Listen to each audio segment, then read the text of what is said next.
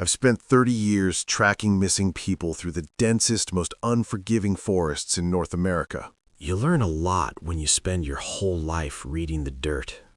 Nature's cruel, and the dark is never truly empty. I thought I knew every horror the wilderness had to offer.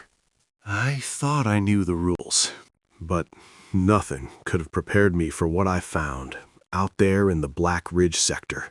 Or that my mentor sent me there to die. It started like any other call. A hiker went missing near the eastern boundary of the reservation. The tribal elders call it a dead spot. They say the earth swallowed something it couldn't digest. I just wrote it off as superstition. The missing kid was Elias, 24, supposedly surveying land for a logging contract. My supervisor, Miller, handed me the file. We'd worked together for 2 decades. He looked me dead in the eye and told me to keep it quiet. No search parties, just me, sweeping the grid. I packed my gear and drove out to the edge of the Black Ridge. I found Elias's truck parked at a derelict trailhead. It was covered in dust. He'd been sitting there for days. Tracking is a slow, methodical process. You don't look for the person, you look for the disruption they left behind. A crushed fern. A scuffed rock. Elias's trail was clear. He was moving fast, heading straight for the deepest part of the canyon. By mid-afternoon, the temperature dropped. The canopy got so thick, the sun barely made it through. Then the normal sounds of the woods just faded away. Complete silence. When the woods go quiet, it means a predator is nearby. I followed his tracks down into a steep, rocky ravine. The terrain was brutal, jagged shale and slick mud. But at the bottom, hidden behind a thick curtain of dead vines, I saw it. Something that definitely didn't belong there. It was a massive block of poured concrete built right into the mountain. Looked like an old Cold War bunker. No roads led here, just sitting miles from civilization, swallowed by the forest. In the center was a heavy steel door, slightly ajar. Elias's boots had stepped right through that opening. I tried to radio Miller, but all I got was this thick, heavy static. I figured the rock walls were blocking the signal. I clicked my flashlight on, drew my sidearm, and squeezed inside.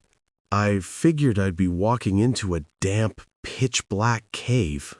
But my boot didn't hit solid rock. It sank right into something soft. The smell of wet wool and rotting mildew instantly coated my throat.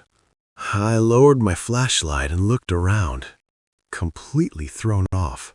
I wasn't in a cave at all. I was standing in a hallway. The walls had this peeling yellow wallpaper, and the fluorescent lights buzzed with an aggressive hum. I spun around to check the heavy steel door I'd just walked through. I wanted to make sure it was still propped open. But the door was completely gone. There was nothing but a blank, solid yellow wall. Panic is this cold, sharp thing that hits your chest before your brain even knows what's wrong. I slammed my hands against the dry, brittle wallpaper. It was solid drywall. No seams, no steel. I was trapped. I forced myself to take a breath and fall back on my training. When you're lost, you don't run. You assess the situation. I looked down at the damp carpet and spotted crushed fibers. It had to be Elias. I started following the footprints, letting my tracking instincts take over. The hallway stretched on for what felt like 100 yards before hitting a T-intersection. I took a right, then a left, pushing through another endless corridor. It quickly became obvious that this was a sprawling, nonsensical maze of empty office spaces. There were no doors, no windows, and absolutely no furniture. Just endless, claustrophobic hallways stretching out forever into this unnatural glare. The deeper I walked, the heavier the air got, making me sweat right through my gear. That relentless humming from the lights messed with my head.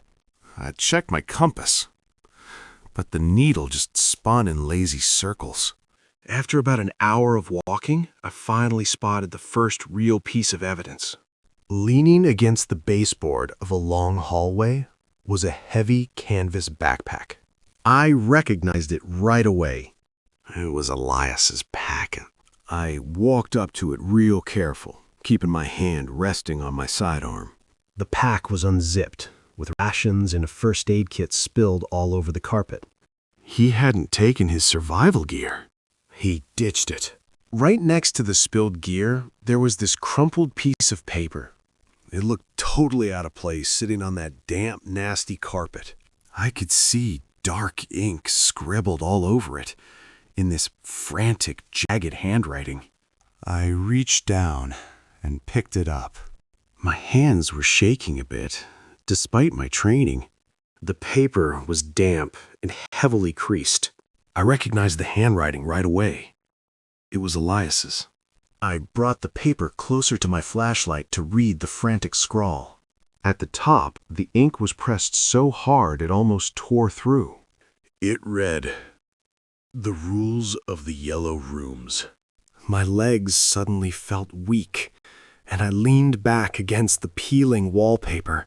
I slid down the wall until I was crouching on the floor.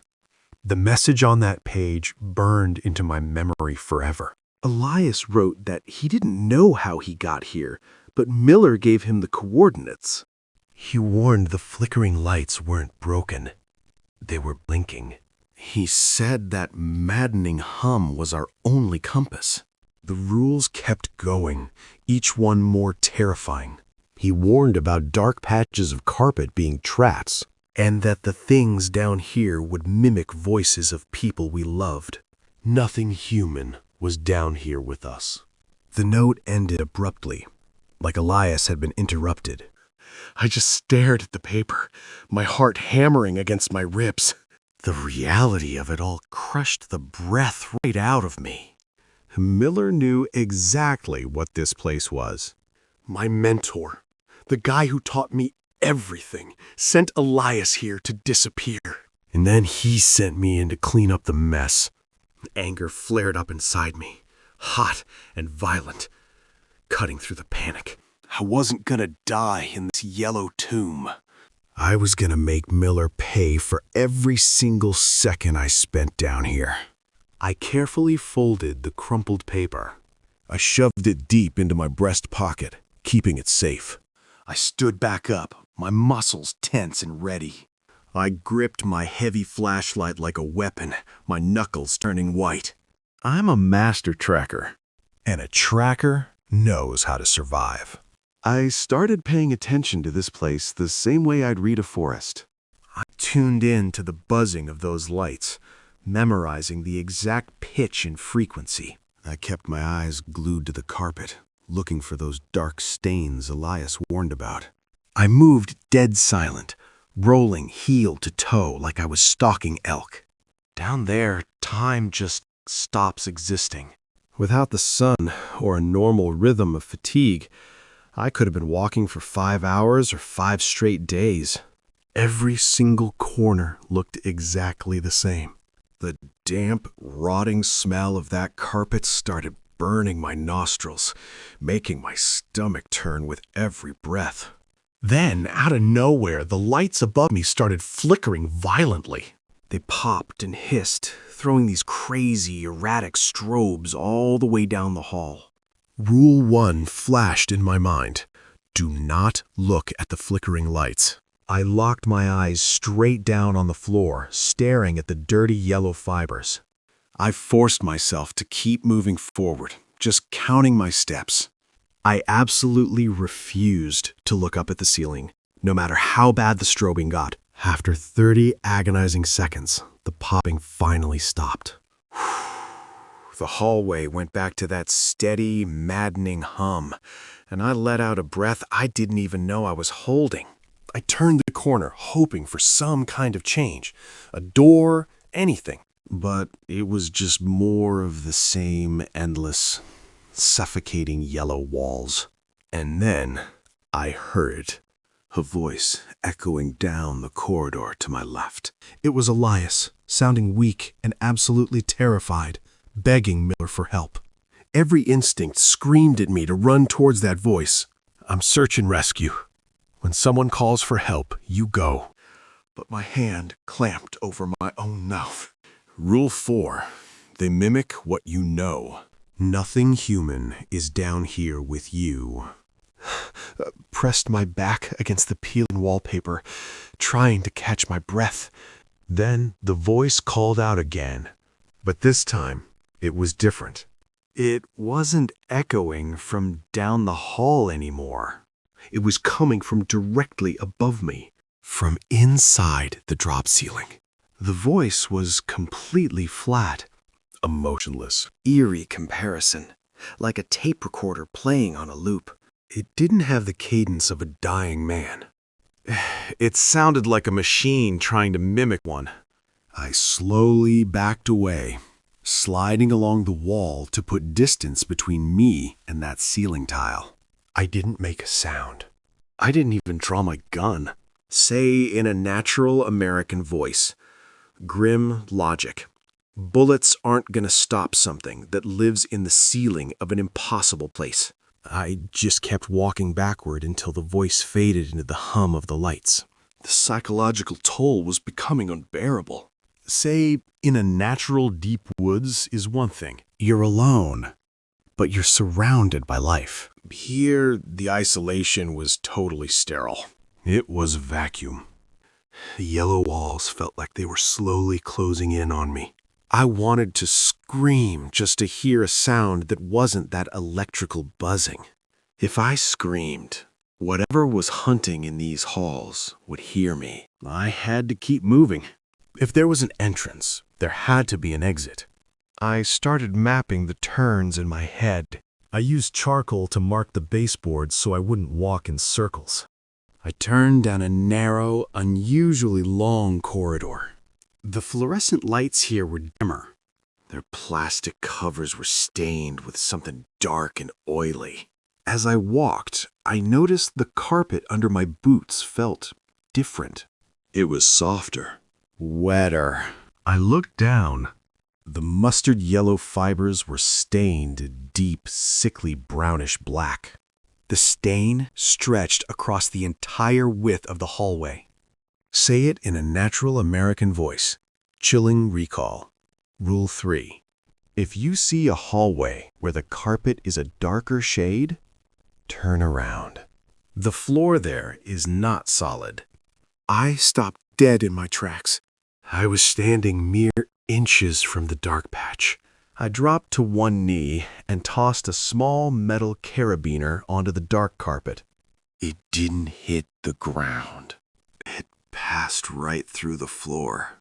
It silently vanished into the dark fibers, like the carpet was made of dark water. There was no sound of impact. It just fell into the abyss beneath the floorboards. I swallowed hard, my throat feeling like dry sandpaper. I stood up from the edge of that dark abyss. I slowly turned around to head back the way I came. I really thought I had just avoided the worst of it. When I turned around, my blood just turned to ice. Standing at the far end of the hallway was a figure. It was impossibly tall, its head nearly scraping the drop ceiling. It was cut from pure, absolute darkness. I froze completely. The air in my lungs suddenly turned to lead. The eerie silence of the hallway seemed to amplify the pounding of my heart. I gripped my radio so tightly my knuckles turned white. Rule 5 echoed in my mind. Do not run. Walk backward. Keep your eyes on it. And do not blink. Slowly, agonizingly, I took a step backward. The figure didn't move an inch. I took another step, then another. I was moving away from it, keeping my gaze locked on the void where its face should be. My boots scuffed against the damp carpet. My eyes began to water. The dry, dusty air of the hallway stung my corneas. The urge to blink was overwhelming. I forced my eyelids to stay open as tears streamed down my cheeks. I took another step back, my vision swimming from the tears. The humming of the lights felt incredibly loud, vibrating right in my teeth. I just had to keep moving until I turned a corner. And then the humming stopped. The sudden silence was deafening. It hit me like a physical blow. The lights were still on, but that electrical buzz was completely gone. Rule 2. If the buzzing stops, freeze completely. The silence means it's right behind you. But the shadow was in front of me. My mind screamed in confusion as I stood absolutely rigid. Then I felt it. A cold, damp draft brushed against the back of my neck. It smelled like rotting meat and ozone. Something immense and unnatural was standing directly behind me. I was completely trapped. The thing behind me slowly leaned in. I could actually feel this wet, raspy breath right against my ear. And then it whispered in Miller's voice. It told me I should have stayed in the woods. Hearing my mentor's voice twisted like that just broke me. My lungs were burning up, and my brain couldn't even process what was happening. I couldn't hold it in anymore. I just gasped for air. The second I made a sound, the whole place reacted. The fluorescent lights above me just exploded in this massive shower of sparks and glass. In a split second, the entire hallway went pitch black. I didn't even have time to think. I just reacted on pure survival instinct. I threw myself hard to the floor and rolled frantically to the right. I crashed right into the drywall. Just as I hit the wall, I heard this massive impact strike the floor right where I'd been standing. The force of it literally shook the ground under me. I could hear the damp carpet tearing like thick fabric. Running on pure adrenaline, I scrambled back to my feet in the pitch black. I was totally disoriented, just fumbling blindly at my belt. My fingers finally found my flashlight, and I clicked it on. The beam cut right through the dark, sweeping up and down the corridor. But the hallway was completely empty. The shadow, the thing behind me, they were just gone. All that was left were busted lights and wires hanging from the ceiling.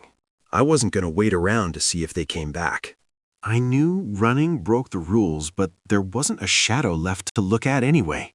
I just turned and sprinted down that dark hallway as fast as I could. My boots pounded against the damp carpet, and my flashlight beam bounced all over those peeling yellow walls. I took lefts, then rights, just spiraling deeper into the maze. I ran until my legs were burning and I could barely breathe. I finally hit my limit and collapsed against the wall, sliding down to the floor. The lights in this new section were actually working, humming that same maddening tune. I was safe for the moment, but I was completely, hopelessly lost. I pulled the crumpled rules from my pocket. I read them again, desperately searching for a clue I missed. But it was just a survival guide, not an escape plan. Elias hadn't found a way out. He just delayed the inevitable. I thought about Miller and the sheer weight of his betrayal. He sat across from me drinking coffee, knowing he was sending me into a meat grinder. The anger flared up inside me, hot and violent. I couldn't die here, because if I died, Miller got away with it. I spent the next indeterminate amount of time wandering the endless halls. Hours, maybe days. I learned the rhythm of the place. I forced myself to freeze completely whenever the lights flickered violently above me. The skills of the wilderness were keeping me alive one step at a time. I learned to walk backward whenever I saw the shadow slipping around distant corners. I survived on meager rations, drinking water from my canteen sparingly. Time lost all meaning as the endless yellow walls blurred together. It was a continuous, waking nightmare. The hardest part was the sleep, because you simply can't sleep in the yellow rooms. The second you close your eyes, the electrical hum crawls into your brain. It makes you hallucinate. I'd doze off, standing up, only to jerk awake terrified that the buzzing had stopped. My breakthrough came when I noticed a detail a normal person would have missed. As a tracker, I'm hyper-aware of air currents. Down here, the air was completely stagnant. But as I sat chewing on dried venison, I felt the faintest cooling against my sweat. It wasn't a draft, just a slight shift in temperature. I stood up and moistened my finger, holding it up in the dead air. I was trying to catch the breeze, but there was nothing. The current was far too weak to feel with bare skin. I needed a better indicator, something that could detect the slightest movement. I pulled a lighter from my pocket and flicked it on. The small flame stood perfectly straight and unmoving. I began to walk slowly down the hall, watching it like a hawk. For an hour, the flame didn't waver a single millimeter. I followed the invisible trail until I approached a dead-end wall. It was just a solid expanse of peeling yellow paper.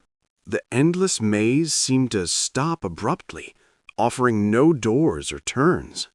As I stepped closer to the dead end, the tiny flame finally reacted. It flickered and bent just slightly, pulling directly toward the solid wall. My heart raced as I realized the impossible truth. There was fresh air pulling straight through the drywall. I pressed my ear against the damp wallpaper. At first, it was just that same maddening electrical hum. But I forced myself to focus. I tuned out the harsh frequencies. And then I heard it. It was the faint rhythmic sound of wind howling through pine trees. My heart leapt into my throat. The outside world was right behind this wall. I didn't have a sledgehammer or an axe. I just had my tracking knife in my bare hands. I drew the heavy, serrated blade. I plunged the knife directly into the yellow wallpaper. The drywall didn't crack like plaster. It tore like thick, wet cardboard. I hacked at it, slicing through the paper and the chalky interior. I started tearing chunks away with my fingers. My nails bled and my knuckles bruised, but I didn't stop. I carved a hole the size of a dinner plate, then the size of a tire. Behind the drywall wasn't wood framing or concrete. It was pure, cold, natural darkness. The smell that rushed through the hole was the most beautiful thing I'd ever experienced. It was damp earth, pine needles, and rain. I was laughing this manic, exhausted sound. I kicked at the drywall, widening the hole enough to squeeze through. Freedom was literally inches away. Suddenly, the humming of the lights stopped. A chilling realization washed over those yellow rooms. Absolute silence fell over them. I froze with my leg halfway through the hole in the wall. I knew exactly what the silence meant. I felt a freezing draft on the back of my neck. I smelled rotting meat. So the entity had found me, standing inches from my back. It whispered, "Going so soon?" But it sounded exactly like me. Panic seized my chest, but survival instinct took over. I knew if I turned around, I was dead. I threw myself forward. I dove headfirst through the jagged hole, tumbling into the absolute darkness on the other side. As I fell, I heard this shriek of rage from the hallway. It sounded like tearing metal and static electricity. It shook the very foundation of the earth. I hit the ground hard, tumbling down a steep slope of loose dirt and jagged rocks. The darkness of the forest just swallowed me as I rolled uncontrollably down the ravine. I kept rolling until I finally slammed into the trunk of a massive tree. The impact completely knocked the wind out of me. I was just left sprawled there in the wet underbrush. I lay there in the mud, just gasping for air.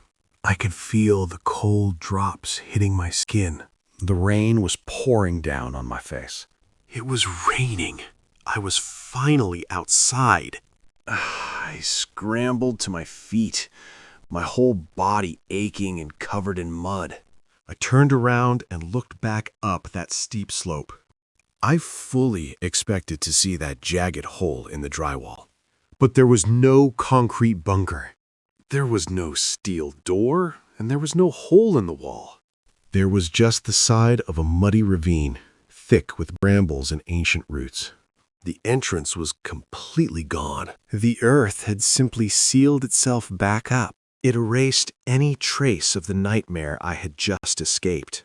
Like it never even existed. I was miles away from where I had originally entered. It took me 2 grueling days to hike my way out of the Black Ridge. Every single step was pure agony. I had no gear left, so I survived on rainwater. That and pure, unadulterated rage. The thought of Miller sitting comfortably in his office. That's what kept me moving through the pain. When I finally reached the edge of the woods, I found a wet highway. A passing logging truck picked me up and drove me into town. I didn't go to the hospital, and I didn't go home. I didn't go home. I didn't even go to the hospital. I walked straight into the ranger station, leaving a trail of mud and foul water on the floorboards. I wanted him to see exactly what he put me through. Miller was sitting right there at his desk. Casually sipping his coffee like it was just another Tuesday. He was looking over a map of the Black Ridge. Looking so comfortable, so safe, and so entirely guilty. He finally looked up from his paperwork. When he saw me standing there, covered in mud and smelling like that damp yellow carpet, all the color just drained right out of his face. He looked like he was staring at a ghost. He knew. The look in his eyes confirmed everything. I didn't yell. I didn't throw a punch, even though my hands were shaking with the urge to do it. I just walked right up to his desk. His hands were shaking as he put his coffee down. He just whispered, "You're alive." His voice cracked. I didn't say a single word back to him. I just reached into my pocket. I pulled out Elias's crumpled note. The rules of the yellow rooms. I stared dead into his terrified eyes. And I slammed that piece of paper right down onto his map. I leaned in close so he could smell the rot on my clothes. I kept my voice dangerously calm. I told him, "Rule number 6, Miller. You never send a tracker into a trap unless you're absolutely sure he can't find his way back." I turned my back on him and walked out. I left my badge sitting right there, next to Elias's note. I resigned from the service that day, and I never set foot in that building again. I packed up my life and moved to a small cabin out in the desert. I had to get far away from the Black Ridge, far away from the deep woods. I needed to be somewhere flat and open, where the earth couldn't hide any secrets. I know Miller covered the whole thing up. Elias is still officially listed as a missing person. The logging company got their contract, but a month later, they pulled out. They claimed the terrain was too unstable. I know the real reason they packed up and left. They dug way too deep, and they found the yellow rooms. They realized real quick that whatever is buried down there can't be controlled. I'm telling you all this because you gotta understand the actual reality of the wilderness. People think the woods are dangerous just because of wolves or bears or bad weather. Those are just natural dangers, Nath. You can fight off a wolf if you have to. You can always build a shelter to keep the snow off your back. But there are places out there where the natural laws of the world just don't apply anymore. Places that don't make any kind of sense. There are these hidden thresholds out in the deepest ravines. Spots where the earth just gives way to something older. Something completely artificial. And something that absolutely hates us. Turns out the local tribal elders were right all along. That land out there is genuinely sick. It's a swallowed place. Plain and simple. So if you're ever out hiking in the deep woods and the wind suddenly just dies, if the birds go dead quiet and that fresh pine smell turns into the stench of old wet carpet, Don't take another step. Just turn around and walk back exactly the way you came. Don't run, and whatever you do, don't panic. And if you hear someone calling your name from out there in the trees, I don't care who it sounds like. absolute and final, do not answer them. Because I promise you, Nothing human is out there with you. I look at these old maps now, and I just see graves. Thousands go missing in the wild every year. Most just get turned around or freeze. But a fraction of them didn't just get lost. folks are always terrified of the obvious stuff. They worry about grizzlies or flash blizzards. Nature is brutal, but it plays by rules. You can build a fire, you can survive. The real danger is in those forgotten ravines. Places where the dirt gives way to something else. Something old and completely artificial. Physics don't mean a damn thing across that line. The tribal elders have known for generations. They always said the land out there was sick. They called it a swallowed place. Turns out, those campfire stories were survival guides. If you're hiking in the deep woods, pay attention. The signs are subtle, but they're there. First thing that happens is the wind dies. Suffocating, the air gets heavy and completely dead. Right after the wind stops, it goes silent. No birds, no bugs, nothing. Morning. It's not a peaceful quiet either. It's the kind of silence that makes your ears ring. Then comes the smell. The pine and the dirt just vanish. Suddenly you're breathing in this foul stench. It smells exactly like old wet carpet. If that ever happens, do not take another step. I mean it. Freeze right where you are. You're standing on the edge of a threshold. One more step, and you're never coming back. You gotta keep your head. Slowly turn around and walk back the way you came. Say, don't run and don't panic. Panic is what gets you killed down there. As you walk away, they'll try to trick you. You might hear someone calling from the trees.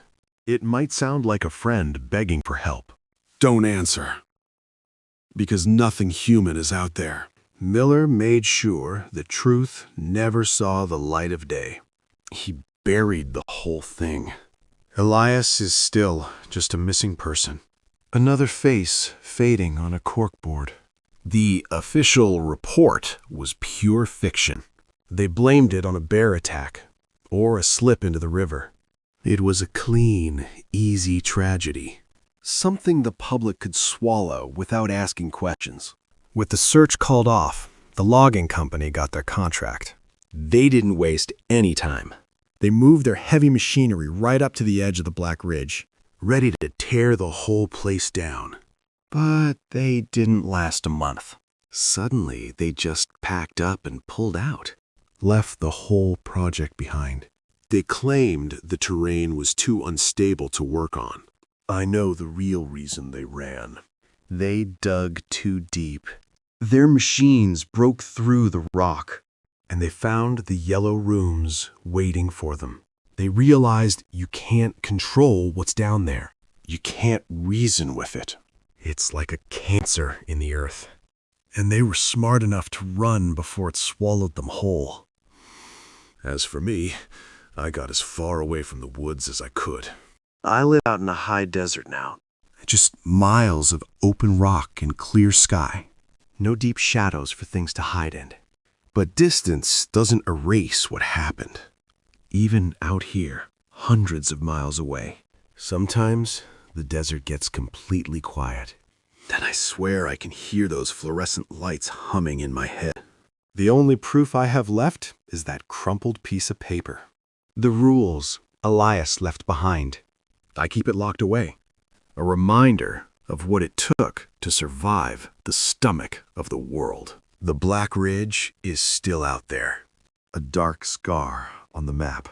And those rooms are still waiting underneath the mud, hungry for the next person who wanders too far off the trail.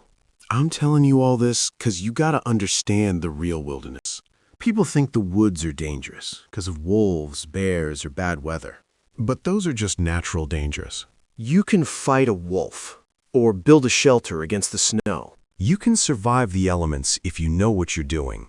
But there are places out there where the natural laws of the world just don't apply. Places that don't play by the rules. There are thresholds hidden in the deepest ravines and the darkest valleys. Spots where the earth just gives way to something older. Something completely artificial. And whatever it is down there, it hates us. The tribal elders were right all along. The land out there is sick. It's a swallowed place. So, if you're ever hiking out in the deep woods and the wind suddenly stops, pay attention. That dead silence is your first warning.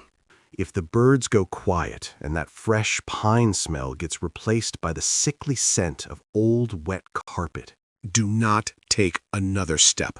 You're standing right on the edge. Just turn around. Walk back exactly the way you came. Don't run. Running just triggers a chase. Keep your head and don't panic. And whatever you do, if you hear someone calling your name from the trees, do not answer them. I don't care if it sounds like your best friend or someone begging for help. Just keep walking, because I promise you, nothing human is out there with you.